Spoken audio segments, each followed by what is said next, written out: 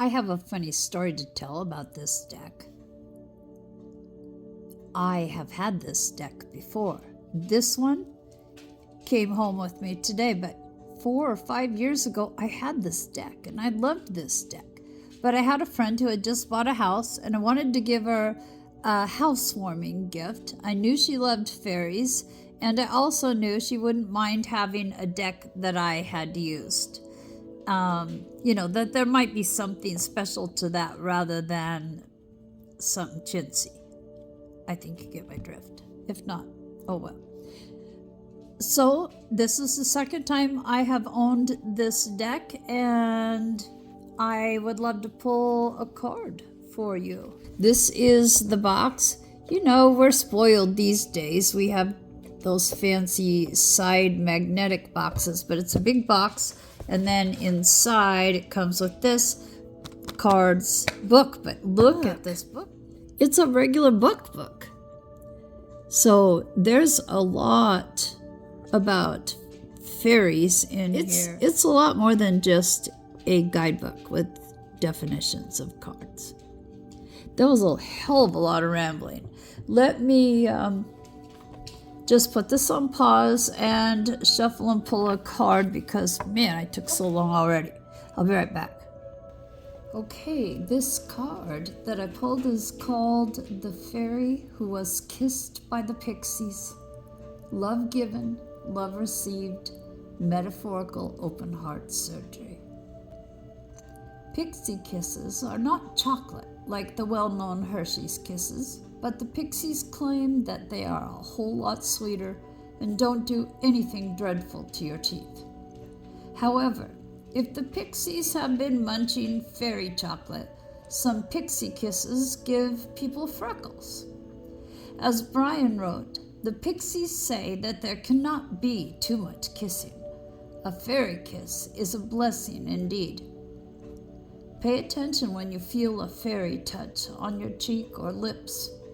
Pixie kisses, in fact all fairy kisses, are to be noticed and savored.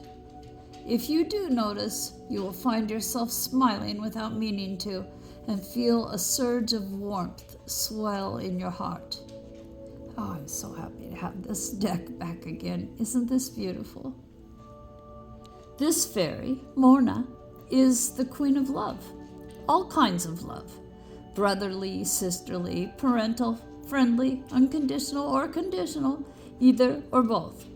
She tells us, it takes perfect people to have a perfect love, but we, imperfect as we all are, may have many loves, each one perfect for who we are and for what we need now. These loves may not feel perfect, they may not look perfect from the outside, but they fit us now. If we don't like them, she shrugs, then we need to change ourselves so that a different kind of perfection fits us. Here we see Morna in her role as heart surgeon, using the power of love to help us open our hearts when we have closed them out of fear, helping us to expand and become more of what we have the potential to be.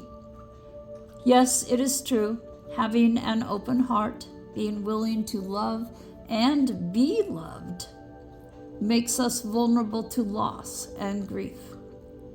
But Morna assures me, and I believe her, that once a heart is truly and fully open, even the deepest grief becomes bittersweet, like dark chocolate, and there is no pain that is not balanced by the greater joy of love.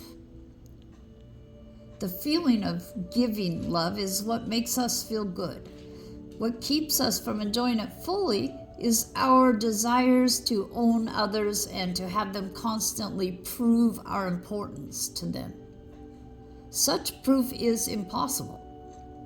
However, this kind of conditional and self-limited love is part of how we learn about real love.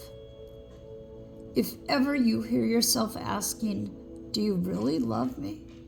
or saying, "I don't think you really love me," then you know that the love you are giving to the other is conditional and limited. Morna would like to help us learn to love others without conditions. And she also would like us to learn to love while still staying properly centered within ourselves. It is important for us not to lose ourselves in others and let their desires become ours, while losing sight of what we need for fulfillment in our own lives. In the long run, or even in the not so very long run, that never works out. We only think we know what others want and need, and sooner or later we get it disastrously wrong, usually by thinking we know what they ought to need. We are all learning about love, and in the process of learning, we all act as teachers for each other. Ram Dass said, "The karma of relationships is the hardest karma there is." Believe it, Morna advises. And this is true no matter what the relationship is. But for all that, love in its purest sense is the fast track to self-realization and enlightenment. The wild thing at the top of the picture is filled with bliss and is longing to cuddle its way to enlightenment.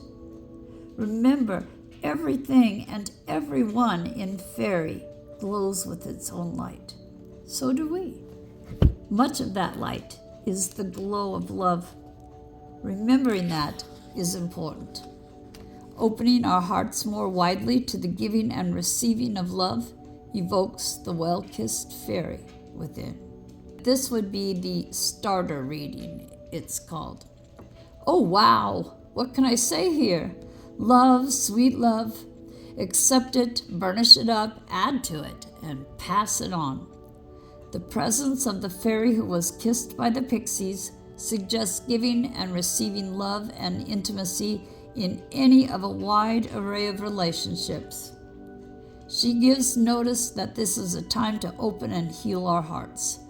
Different aspects of life may well be flowing happily together, healing separations and hurts from the past. Bonding may take place and deep feelings emerge. Changes for the better may occur in all aspects of life, but especially in relationships, which may be deepening and becoming richer. You may be experiencing love therapy for opening the heart as new relationships begin and old ones develop. Enjoy.